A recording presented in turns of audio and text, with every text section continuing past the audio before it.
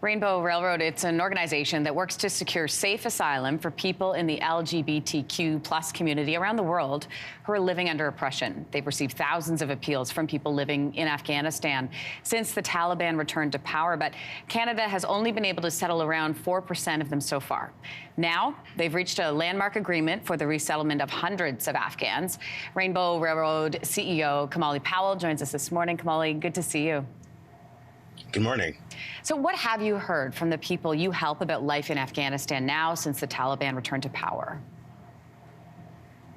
Rainbow Railroad recently released a report just a few weeks ago that outlined the request for over 1,700 people from Afghanistan.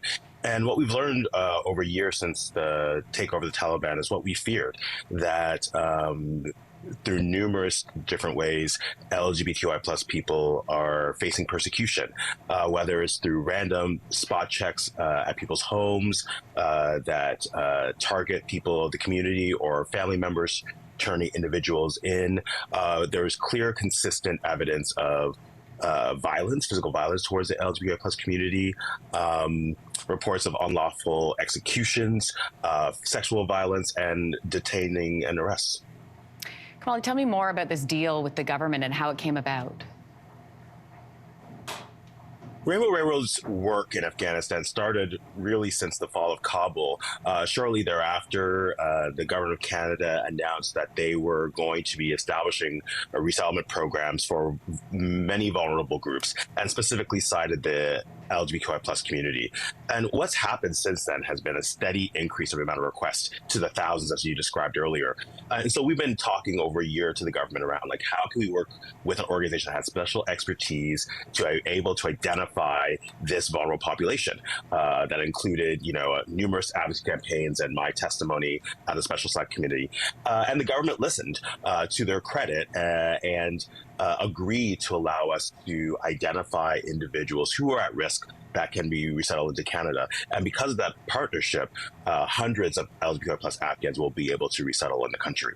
And you mentioned that report. So that report released this year, it analyzed close to 4,000 requests from 1,700 people. And this agreement guarantees settlement for 600 people. So when we talk numbers, what is the eventual goal for the number of people you'd like to see resettled in Canada? As many as possible. We knew a year ago, I traveled to the region more than once, and I knew that, this effort would require sustained resources and effort even after Afghanistan kind of faded from the headlines. And so we will be here to resettle as many individuals as possible, because as you mentioned before, while we're really proud that we're able to help several hundred people, there's still thousands who are still stuck in and around Afghanistan at the hands of the Taliban. How challenging is communication with those people living there? It's really difficult. One of the major consequences of the takeover of the Taliban has been the real targeting and removal of civil society, and the real restriction of mobility, the real restriction on human rights. You might have noticed recently the ban on women in education. So this is like a consistent, systemic effort of the Taliban to really kind of control its citizens. And so communication has been tough, but this is what we do every day. We're experts in this work. So through numerous channels, underground networks, we're able to reach many people.